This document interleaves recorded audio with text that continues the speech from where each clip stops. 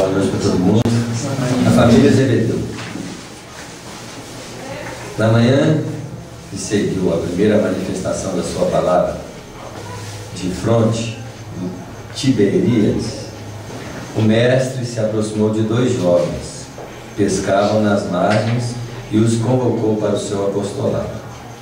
Filhos de Zebedeu, disse bondoso, desejais participar das alegrias da Boa Nova? Tiago e João, que já conheciam as pregações do Batista e que tinham ouvido na véspera, tomados de emoção, se lançaram para ele, transbordando de alegria. Mestre, mestre, exclamavam felizes.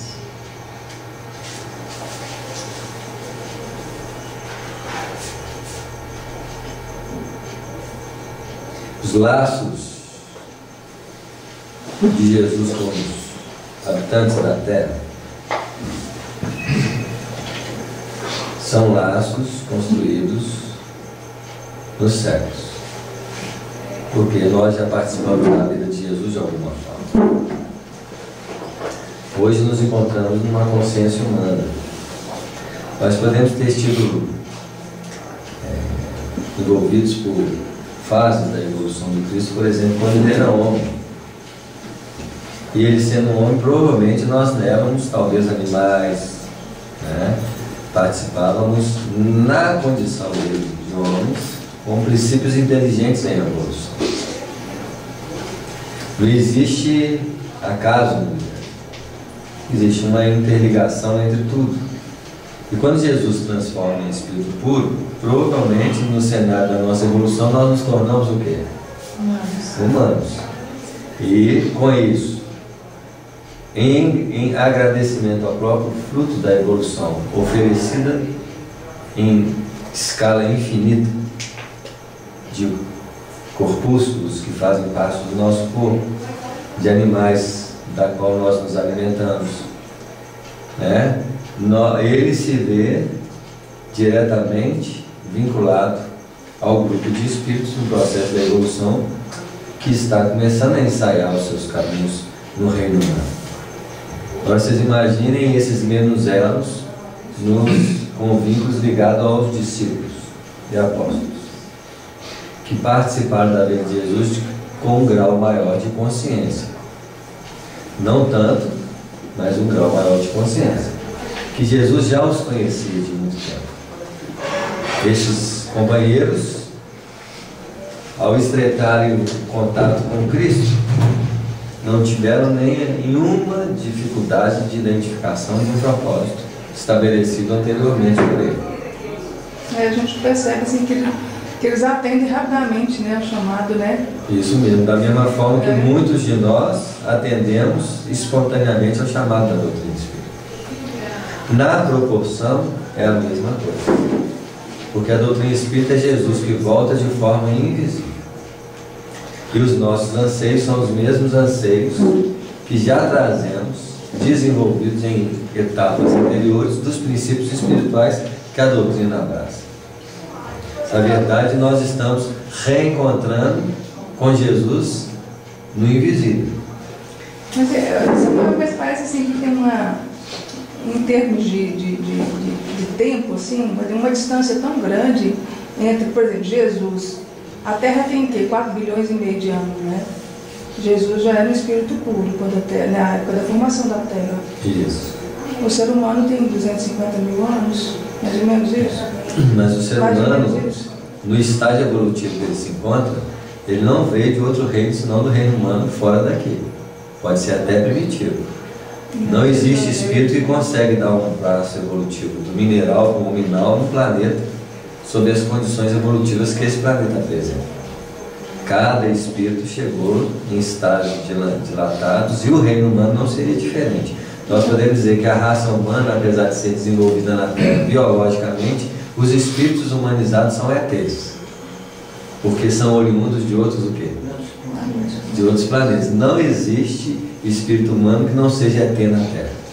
Não sabemos que planeta de formação básica nós tivemos, porque o desenvolvimento da razão, e a perspectiva humana de despertar, ela não se faz num planeta só. Os germes de humanidade se encontravam no planeta esperando o momento propício para eles o quê? Porque o homem do pó da Terra, elaborado no cenário da vida, é o homem biológico, mas é toda a estrutura do sistema nervoso edificado. É uma construção de órgãos, construção de sistemas que ao longo do tempo foram edificando através de um aprimoramento dos elementos fisiológicos que o planeta apresentava. Mesmo assim, a adaptação a determinados órgãos, eles não são do planeta. Os próprios órgãos são ETs. São elaborações básicas do planeta em que esses mesmos órgãos são trazidos da onde? De uma fase de evolução anterior para fixar e aprimorar aquelas sementes naturais de desenvolvimento. Então, um trabalho com esse primor gasta-se bilhões de anos. Por isso que não dá para se avaliar uma linha de trajetória evolutiva de um espírito. Porque quando você fala de evolução do espírito, ele se perde na poeira dos sóis. Eu acho que nem é possível. Você vê que o Evolução em Dois Mundos, que nós estamos estudando, ele desenvolve a sua primeira parte falando dos co-criadores, da formação das galáxias, porque ali era o berço do desenvolvimento dos princípios inteligentes, que nascem do Criador e descem até adormecer na onde? No reino mineral. Então existem princípios inteligentes que estão descendo. Essa descida se faz na formação do campo fisiológico e mental dos agentes intermediários do processo da evolução, só que em descida. Entre esses agentes existe o homem, que é um tópico do Evolução 2 Mundos que fala co-criadores em plano menor. Então vocês imaginam que o princípio inteligente que está descendo, ele ainda não estagiou no mineral, mas ele está estagiando na mente de quem? Do homem, até ele descer no mineral. Quando ele desce no mineral, ele desenvolve o seu potencial de expansão, para ele se transformar um dia em quem? No homem. Então ele está em processo de expansão para receber esses mesmos princípios, sendo que tem princípios descendo e princípios o quê? Subindo. Nós não sabemos avaliar ainda com clareza qual que desce e qual que sobe nessa engrenagem de evolução. Tá claro? Vocês verem como é que é esse vínculo. Então quando Jesus aparece aqui e convida Tiago e João, ele está reencontrando os companheiros para restabelecer trajetórias estabelecidas antes deles nascerem. A espontaneidade de seguir é natural. Da mesma forma que ninguém entra no centro espírita à toa. Já existe um preparo o quê? Anterior. Então, a entrada de uma pessoa no movimento espírita pode até ser de várias formas, mas muitos de nós fomos preparados para entrar aqui. Não estamos chegando, como se diz assim, estou conhecendo coisa nova. Nós estamos repetindo o que o Sócrates falava. Nós estamos lembrando, né? Nós estamos lembrando. Na fixação do desenvolvimento da consciência humana, nós precisamos do processo de automatismo mental. Porque existe automatismo biológico e existe automatismo mental. Todos eles são frutos de repetição. Você repete aquilo fixado. Não é assim? Mas essa fixação e essas aquisições, no fundo, elas despertam o potencial primoroso que está adormecido dentro de nós. Então, uma inteligência intrínseca. Essa inteligência intrínseca não é adquirida, ela é desenvolvida. Eu só adquiro aquilo que não me pertence. E se eu adquiro, um dia eu vou o quê? Perder. Tudo que eu adquiri, eu vou perder. O que eu adquiri, se eu adquiri, veio de fora para dentro. Eu só não perco aquilo que eu sou. E nesse potencial profundo eu tenho muita coisa a desenvolver. Faculdades, condições, percepções, entre elas o livre-arbítrio. É. É assim? Não é bonito assim, não. Isso.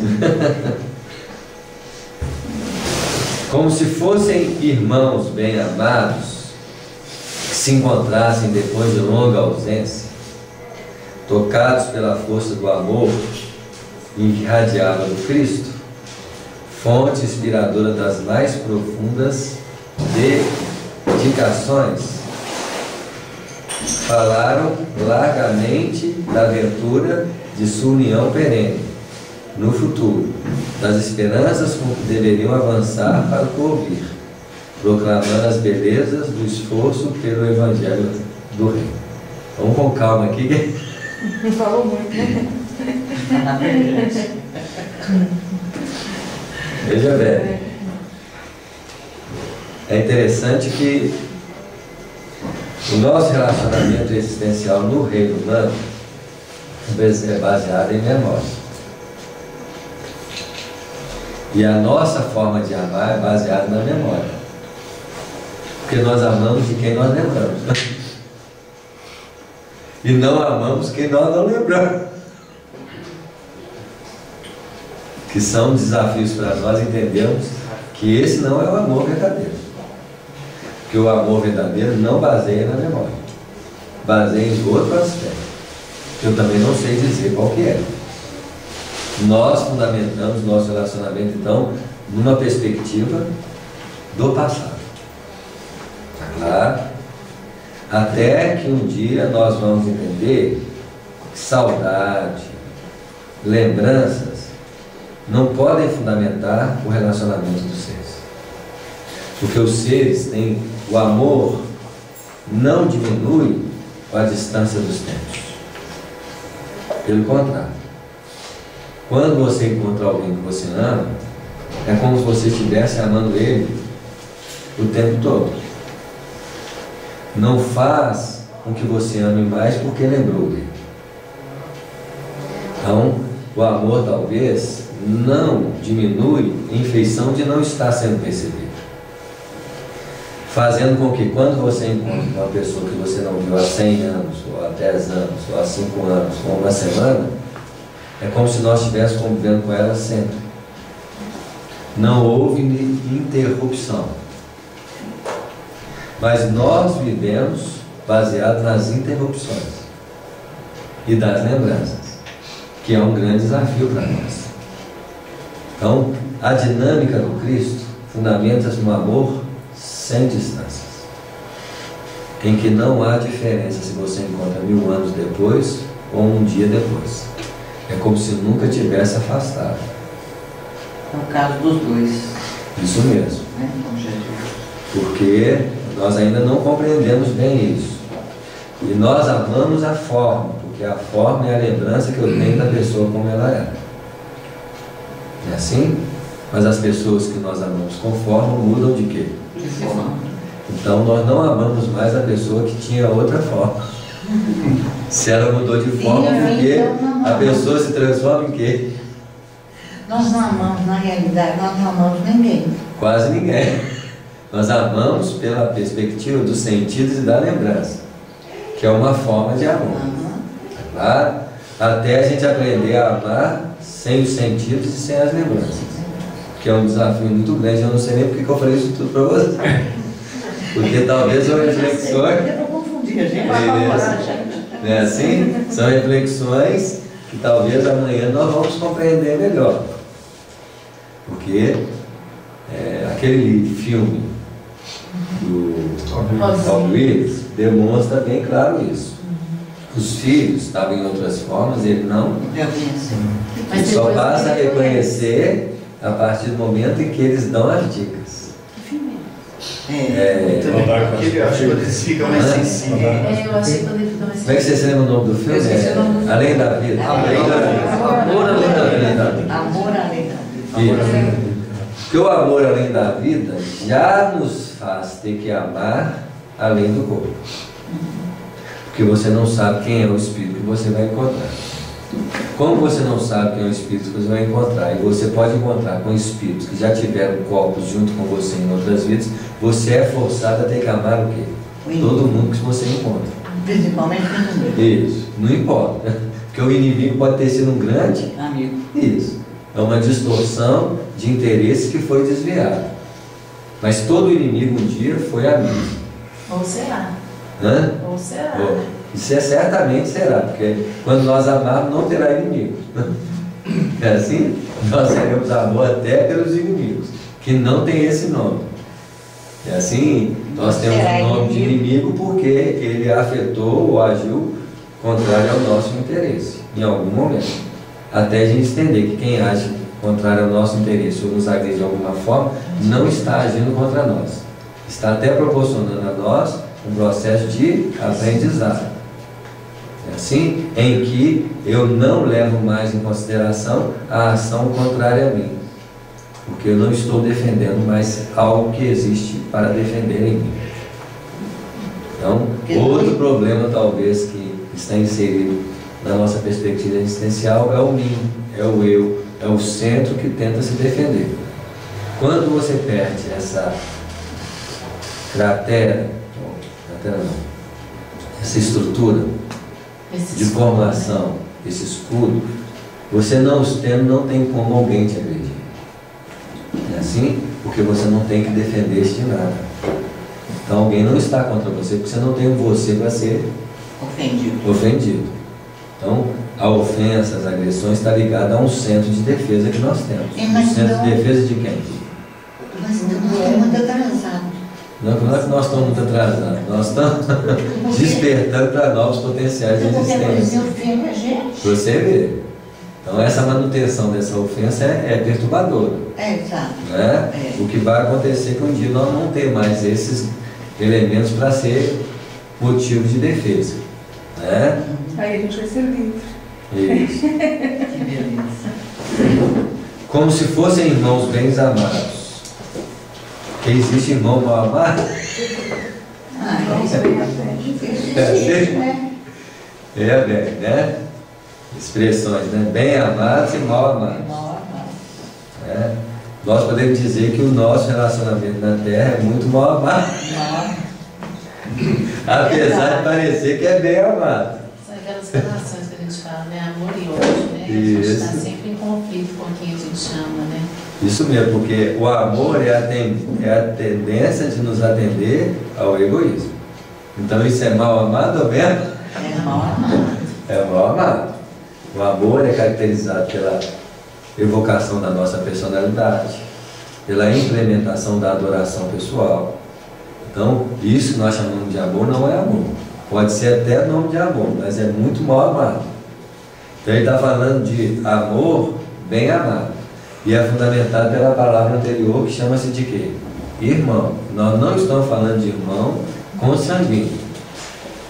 Porque o irmão consanguíneo é o irmão que estreita-se por vínculos até então de laços consanguíneos. Que eu não sei que laço que é esse. Que até então nós falamos de laços consanguíneos. Quando você pega para fazer exame de sangue de irmão, tem muito irmão que não tem sangue nenhum parecido com o outro. Então hoje, para onde nós lançamos o vínculo de irmãos? Que já não é laço consanguíneo. É laço de quê? Laço de DNA. Está claro? Em se tratando de vínculos familiares. É assim? Laços de DNA, se você aprofundar muito, vai chegar no DNA primitivo. E o DNA primitivo vai falar que o quê? É o trocão mesmo. Então, cada vez mais vai se estreitando para vínculos de proximidade. Então, existe o laço espiritual. São os vínculos que nós mantemos em níveis o quê? Não estou falando ainda nem laços espirituais afetivos. Nós estamos falando de laços espirituais construídos nas reencarnações, que é outro tipo de vínculo. O verdadeiro vínculo de dois seres nasce da onde? Do Espírito. Que é um vínculo que ultrapassa os laços reencarnatórios e os laços de DNA, consanguíneo, o nome que quer mudar disso aí. Tá? Nessas linhas de formação, nós estamos falando talvez de um amor de irmãos no nível o quê? Espiritual no mínimo. Claro, nós não estamos falando de irmãos de vínculos raça.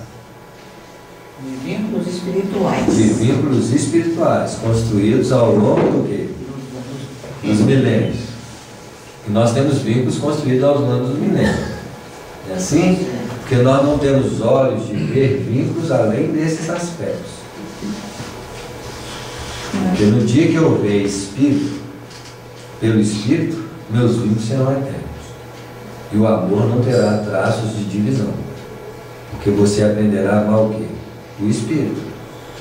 Mas para me vir amar o Espírito, para me encontrar com o Espírito fora, eu tenho que encontrar com o Espírito dentro. Então tem que, para principiar o amor nas diretrizes do Espírito, nós temos que ter contato com o Espírito. E eu só posso entrar em primeiro lugar em contato com qual Espírito? Isso, porque não adianta eu querer vincular-me a encontrar Espírito fora de mim, porque se eu não encontrar o Espírito dentro de mim. Porque o reino dos céus não vem com aparência o quê? Exterior. Tá? O princípio que norteia todo o movimento ele tem que ser de dentro para fora. Tem que ser um processo de investigação interior, que nós temos que aprender a fazer isso. Né? Como se fossem irmãos bem amados. Então são vínculos oriundos do bem. E os vínculos oriundos do mal. Então, quando a gente estuda o Antigo Testamento, a gente vê que quem foi maldito? Quem foi quem? Maldito. Quem foi a maldita? É. No Antigo Testamento? É. Sei não. O elo vinculado entre Adão e Eva e a E a serpente? E a maldita é exatamente quem? A serpente. Por que maldita é a serpente? Porque o mal nasce das origens da nossa animalidade. Então o que é mal? Proceder como animal.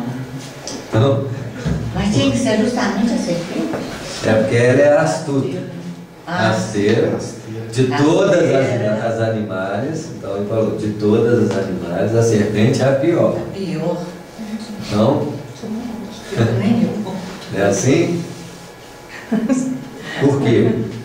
Dos processos evolutivos, a serpente é a mais evoluída dos animais. Por que é a mais evoluída dos animais no nosso contexto de entendimento?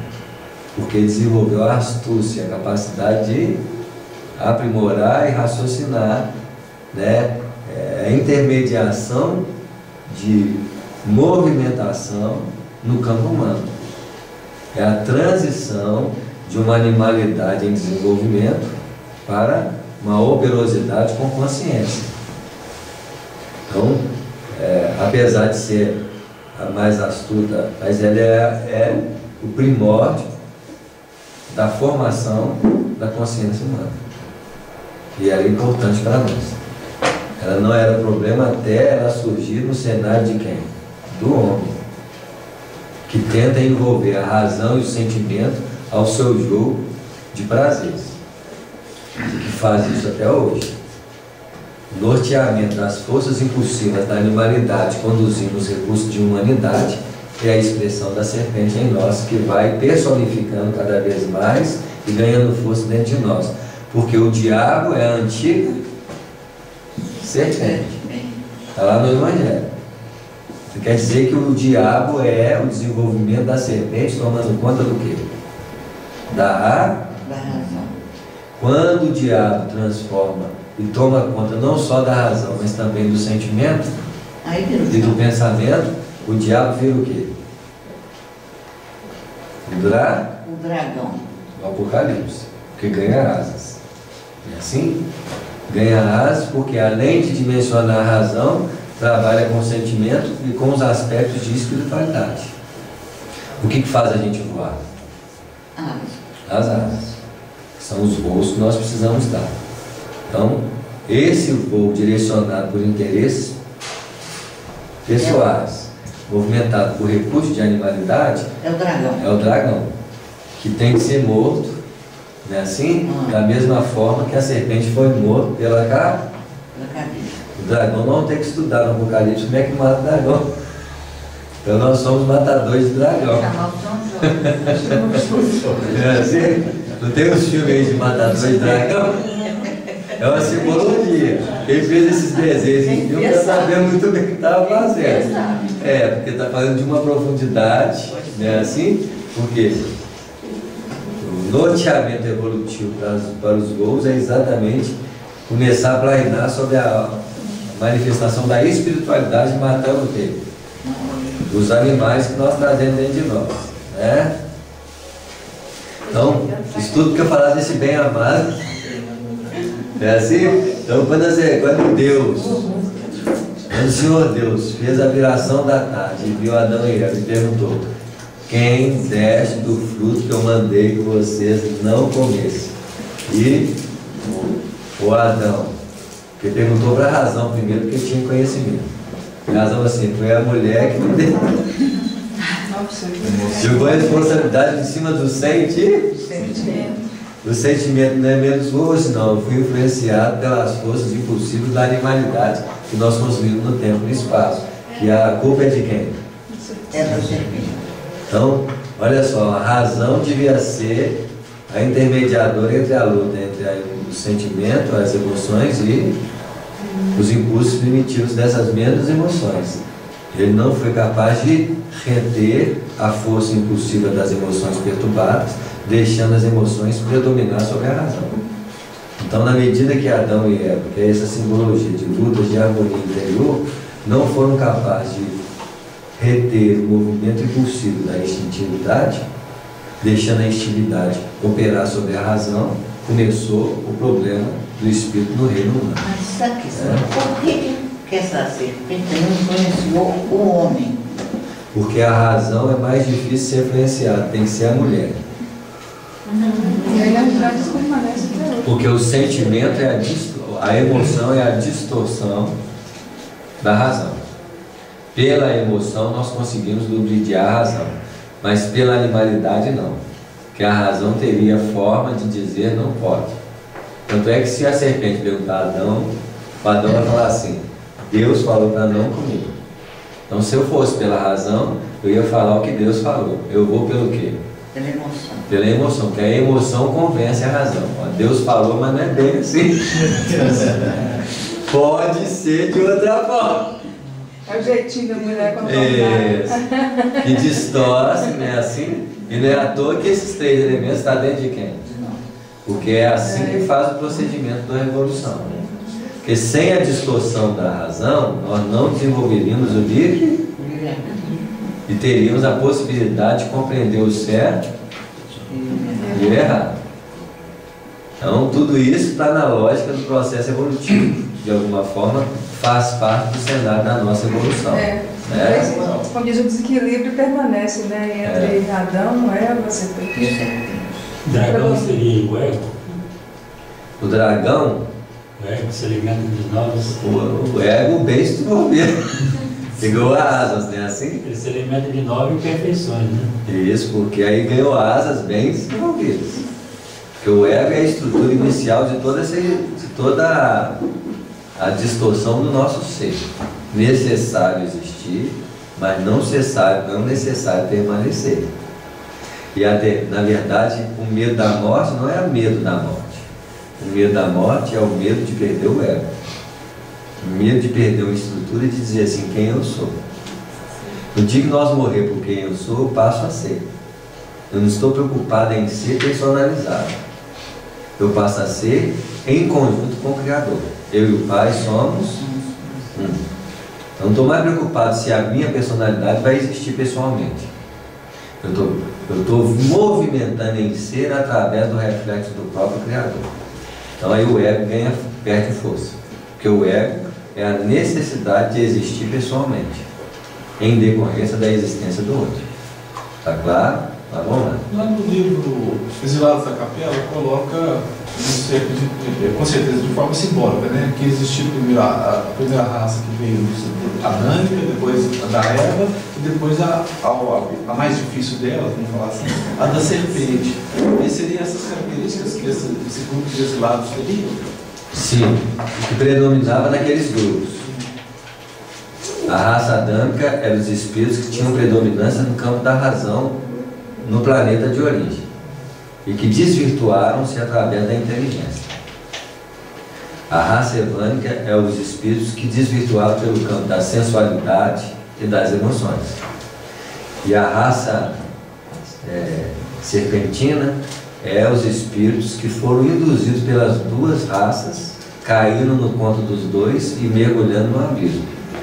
Na verdade, a serpente eram espíritos novos, espíritos primitivos, que não sabendo escolher direito, foram induzidos pelos dois espíritos, que tinham um compromisso diretamente ligado com eles. Eu psicografei recentemente uma obra de André Luiz, que vai ser lançada agora em julho, que fala mais ou menos os destrinchar desses elementos aí, dessas personificações, que no fundo, ao observar nosso campo íntimo, é a mesma coisa. Que mesmo na personalização de fora, nós trazemos essas mesmas personalizações dentro de nós. Nós temos a serpente, nós temos Adão, e nós temos a Eva, que estão sempre em constante o quê? Embate, influência, e que faz, porque a história do universo, ela não é personalizada, ela é uma coisa só, que vai aparecer na personalidade, mas que também, então nós temos Moisés em nós temos Adão, nós temos Abraão, nós temos Isaac, nós temos Jacó, tudo caracterizando estruturas de movimentos num tempo e no espaço, que são todas elas o quê? Transitórias. Na verdade precisa do equilíbrio, né? Do equilíbrio, né? Da razão com o sentimento, combatendo as imperfeições. Esse equilíbrio só vai existir no nascimento de Jesus, que é o símbolo exatamente do equilíbrio, onde a razão, o sentimento, a espiritualidade se unem. José, Maria e o Espírito Santo. Quando há o equilíbrio desses três fatores da consciência do homem, esses três fatores juntos desenvolvem uma nova personalidade. E essa nova personalidade chama-se o quê? Jesus Cristo, que é a personalidade do Espírito predominando sobre todas as naturezas até então que predominavam, que é a característica do Espírito pura informação. Nós podemos dizer que nós estamos desenvolvendo o Espírito dentro de nós. Então Jesus está nascendo em nós, nascendo ainda muito teórico, muito superficial. Então ele está em gestação. Nós temos a Maria mais desenvolvida, nós temos o José bem desenvolvido, e nós temos hoje fecundar os conceitos de espiritualidade. Então veja bem, tinha uma razão desenvolvida nos campos da justiça. Tem um sentimento que tem que ser o quê? Limpo do egoísmo, limpo da superficialidade, limpo do exclusivismo. Quando esse sentimento se purifica, quando a razão baseia-se na justiça, que é fazer ao outro o que gostaria, e quando nós temos o conceito de espiritualidade na nossa visão de vida, esses três elementos sentidos desenvolvem uma personalidade crística, que é o potencial espiritual dentro de nós. É assim? E que nós vamos fazendo isso não de forma teórica, do jeito que eu estou falando aqui, né? Quando eu pego um bolo, parto o bolo de igual tamanho, porque eu estou desejando que o meu irmão coma como eu estou principiando a justiça com clareza, que eu já tenho consciência de que o outro sou eu, que eu estou desejando ao outro, gostaria, isso mesmo. Se eu corto o bolo com um pedacinho a mais, para assim, ninguém está vendo, então ainda não sou tão justo assim, já tenho uma justiça. É assim? Já tem justiça, porque eu estou deixando um pedaço de bolo para ele, mas é uma justiça egoísta. Então, tudo tem um parâmetro de distorção. Dar o bolo todo para ele? Aí você está desejando muita coisa para ele em benefício de si mesmo. Não é assim? Não, você vê, mas você não vai desejar o bolo todo para ele, porque você não faria. Ninguém faz isso por ninguém. Nós fazemos a justiça, o amor é baseado na justiça. Por quê? Meio a meio. Isso, porque você reconhece no outro o mesmo valor que você tem. A perspectiva de deixar o bolo todo para o outro pode ser até a ausência de amor. Porque ele não compreende a si mesmo no processo do amor. E Jesus falou que não existe esse amor. O amor verdadeiro baseia na consciência de si mesmo. Porque eu sei quem eu sou, eu sei também quem é o outro. Olha essa expressão. Irmãos bem amados. É assim? O fato de ser irmão já está... O fato de ser irmão é porque a natureza que os vincula não é de ordem superficial. É irmão em que natureza? Crística. Porque eu ultrapasso forma, nome, raça, família. Os planos espirituais próximos da Terra, por exemplo, como o nosso lar, eles não trabalham ainda um conceito de amor profundo. Por quê? Porque é ainda estabelecido pelos elos ligados do passado. Tá certo? A mãe do André Luiz já começa no plano superior que ela já estava a trabalhar esses conceitos, mas mesmo assim ainda olhando os familiares que estão no quê? Se nós formos andar mais acima na terceira órbita de planos espirituais, por exemplo, onde a mãe do Chico está... A mãe do Chico é mais evoluída do que a mãe do André. Isso, porque ela já tem alguns sentimentos capazes de amar até mesmo aqueles que agridem o próprio espírito. Quando ela chegava para o Chico Xavier, quando tinha lá ela falava assim, ela é um anjo na sua vida. Se fosse qualquer mãe das duas faixas inferiores, viraria obsessor. Não é assim? Vocês veem como é que é o padrão para estar num plano, é um padrão de entendimento de amor que ultrapassa a capacidade de amar de um plano anterior. Tá claro? Agora vocês imaginam da quarta, da quinta, da sexta, da sétima esfera acima da Terra. O que vai estar estabelecido os vínculos amorosos. Então, quando nós falamos de irmãos bem amados, nós estamos falando de algo muito profundo, que se irmana na natureza do Espírito. São irmãos espirituais. São vínculos ligados a uma natureza mais sutil. Né? Nós vamos parar por aqui, nós vamos voltar nesse parágrafo. Mas nós andamos parágrafo, não andamos? Nós vamos voltar nesse parágrafo aqui. Porque nós paramos nesse irmão bem amados aqui, vamos ter que falar do mal amado, né? Maldita será sobre toda a terra, foi a expressão dita de Deus para a serpente. E quem foi a bendita? Bendita tu és entre as mulheres. É Maria. Você vê. Maldito foi dito lá atrás em Adão e Eva. E o bendito fecha o ciclo evolutivo de Maria. Um começa com o maldito, o outro termina com o bendito. Do maldito vai ter que virar bendito. Porque o mal dizendo é uma coisa, o bem dizendo é outra. O bem dizendo é o dizer espiritual, o mal dizer é o dizer animal.